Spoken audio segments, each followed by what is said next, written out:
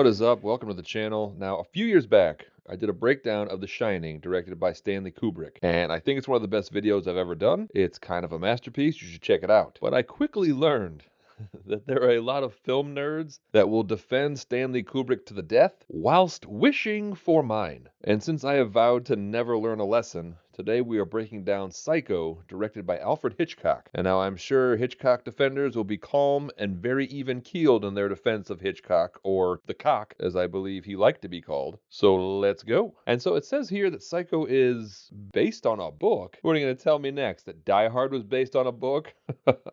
Oh, what's that? I've done this bit before. Yeah, I know. That's like my entire thing. Psycho begins on December 11th in Phoenix, Arizona, and we meet real estate secretary Marion Crane and her boyfriend Sam Loomis, who just got done having sex in a seedy motel. And I like that we get to see a little of Sam Loomis's life before he became just the worst psychologist in the world.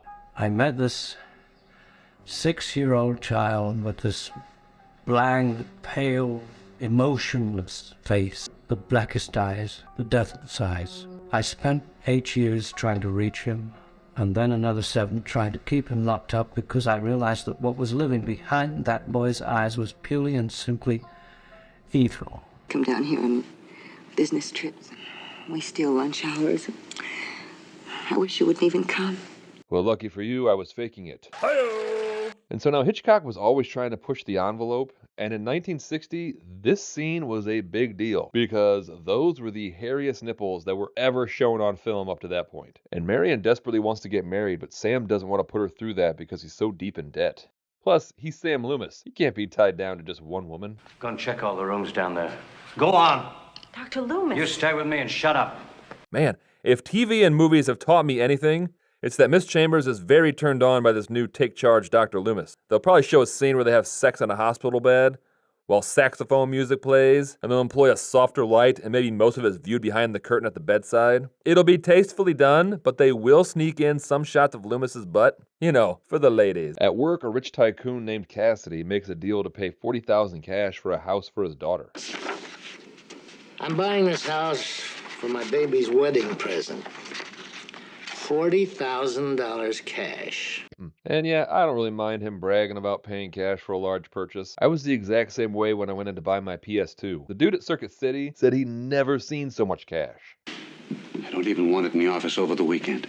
Put it in the safe deposit box in the bank, and we'll get him to give us a check on Monday instead. Like, that is an incredible amount of trust in his employee. Conversely, at Media Play, I had to administer a self-pat-down whenever I left to go to lunch. But again, this was my boss. They will hopefully catch him one of these days. And Marion tells him that she has a headache, and she asks to just go home after she goes to the bank, and he agrees. But instead, Marion packs a suitcase and decides to run off with the money. And later that day, her boss sees her driving around town, and this gives me severe anxiety. Not because she's stealing money, but because she left early on a Friday complaining of a headache, and is then just seen driving around town running errands. Like, even if she didn't steal money, she's gonna get reprimanded at work on Monday. She pulls over to the side of the road to go to sleep, and a cop wakes her up, and he's very suspicious of her, but then he just lets her go. And now there's a theory that this cop was all in her mind, kind of like how Robert Paulson was a figment of Tyler Durden's imagination in The Fighting Club. Marion gets to the next town and pulls into a used car dealership to switch cars, and the cop drives by and notices her. I'm in no mood for trouble. What? There's an old saying, the first customer of the day is always the most trouble. But like I say, I'm in no mood for it, so I'm going to treat you so fair and square that you won't have one human reason to give me. Can I trade my car in and take another? Oh man, a woman just interrupted a man. He's got to do a lot of regrouping here. That's going to throw him. Do anything you've a mind to. Being a woman, you will. Okay, he was able to put her back in her place. This was almost a bad day to be a man. Imagine a dame interrupting him like that. Despicable. And she states that she's in a hurry, and she chooses a car seemingly at random and pays $700 cash and speeds away, with the cop watching but not doing anything. And now if this cop is real, then he has her name and her new license plate.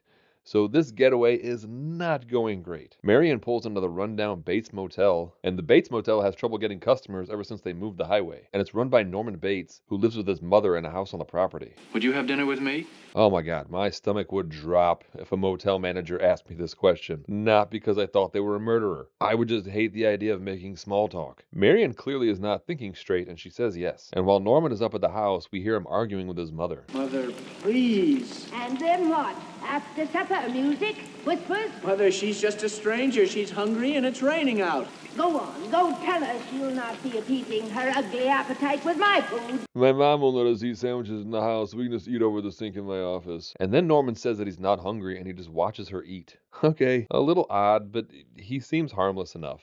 My hobby is stuffing things. You know, taxidermy. Okay, it's a little weird, but what hobby isn't? Well, a boy's best friend is his mother. Okay, Marion, it's time to ask for a to-go bag and get the hell out of there. Wouldn't it be better if you put her someplace? You mean an institution? A madhouse? Put her in someplace. I meant well. People always mean well. They cluck their thick tongues and shake their heads and suggest oh so very delicately. Yeah, like, easy, Marion. Mama's boys can vent about their mothers, but strangers cannot. But, like, just imagine the front desk clerk at a Best Western just unloading on you about their mother. I'd be like, dude, can I go back to my room and never interact with you again? Of course, I've suggested it myself. Well, then what the hell were you giving her shit for, Norm? And Marion excuses herself and says she's going to head back to Phoenix in the morning to face the music. And she goes to take a shower, and in probably the most implausible and frightening aspect of this movie, she stands directly under the shower head when she turns it on. You have to let the water run for a minute, and even then you have to stand all the way at the back of the tub while the water from the shower head warms up. Like, Marion is the actual psycho here. And just then, Mrs. Bates storms into the bathroom and stabs Marion to death.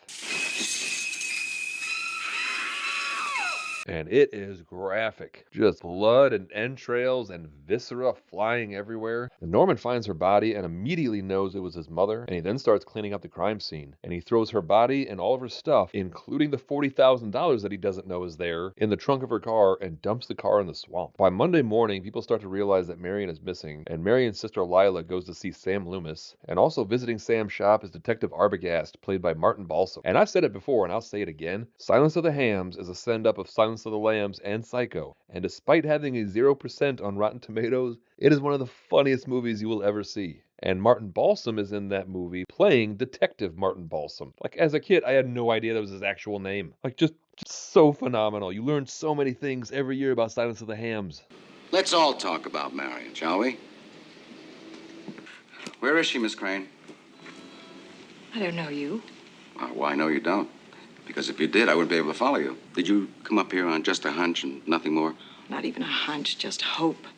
Well, with a little checking, I could get to believe you. I don't care if you believe me or not. Also, does anyone else hate detectives in movies and TV shows? They're always so suspicious of everyone, and they're talking to people like they're your friend, but they're not your friend. And Arbogast is the worst of all of them, because he doesn't just reserve his suspicions and condescensions to people he truly believes are hiding something. He just talks like that to literally everybody.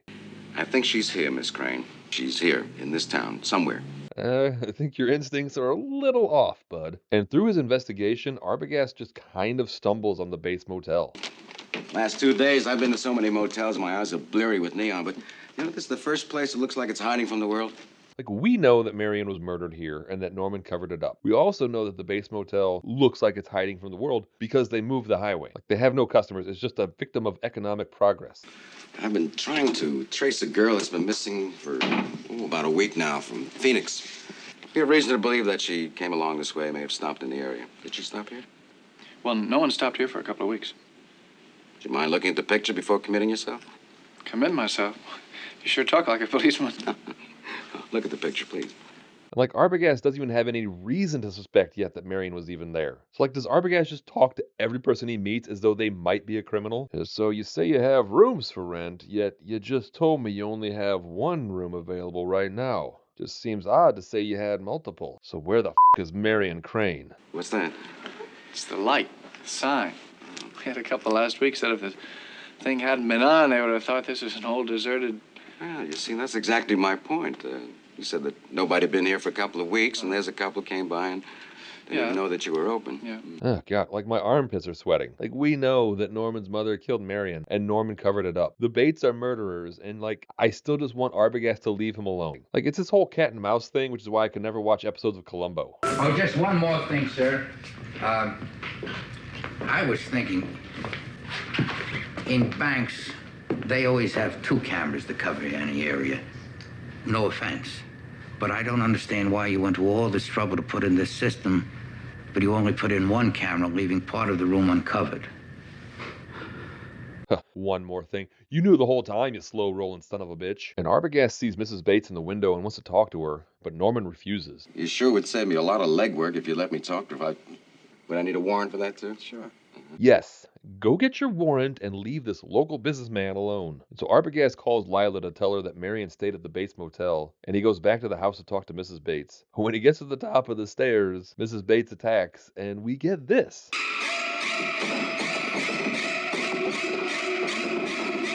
And now this was the scene in Silence of the Hams.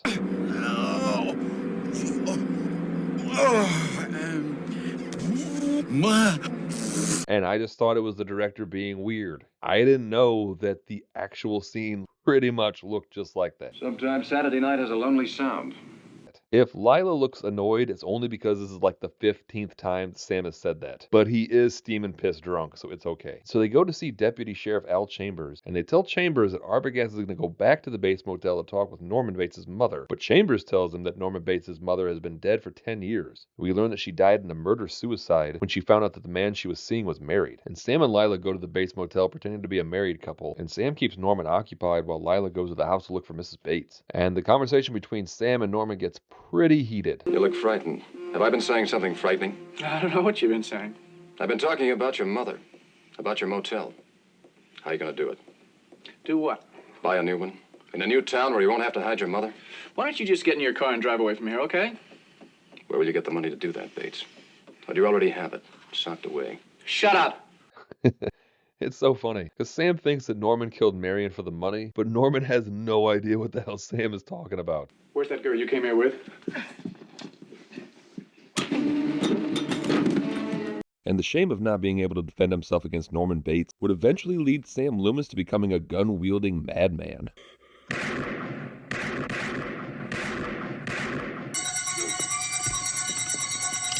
What is it you fellas usually do? Fire a warning shot, right?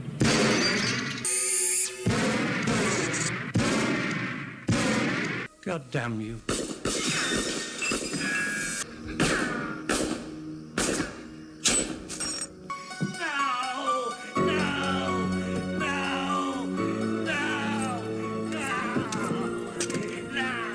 And Lila goes down to the fruit cellar and finally finds Mrs. Bates.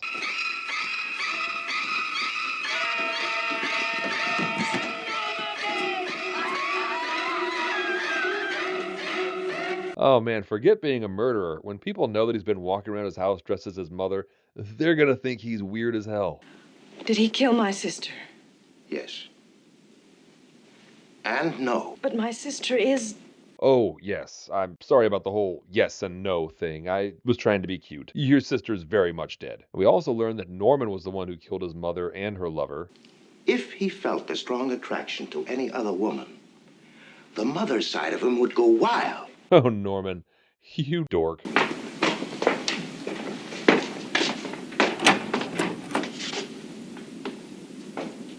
And I'm sorry, but I don't think Hitchcock was a genius, primarily because he cast Ted Knight in his movie and didn't give him a single line of dialogue. Did you hear he dressed like his mother?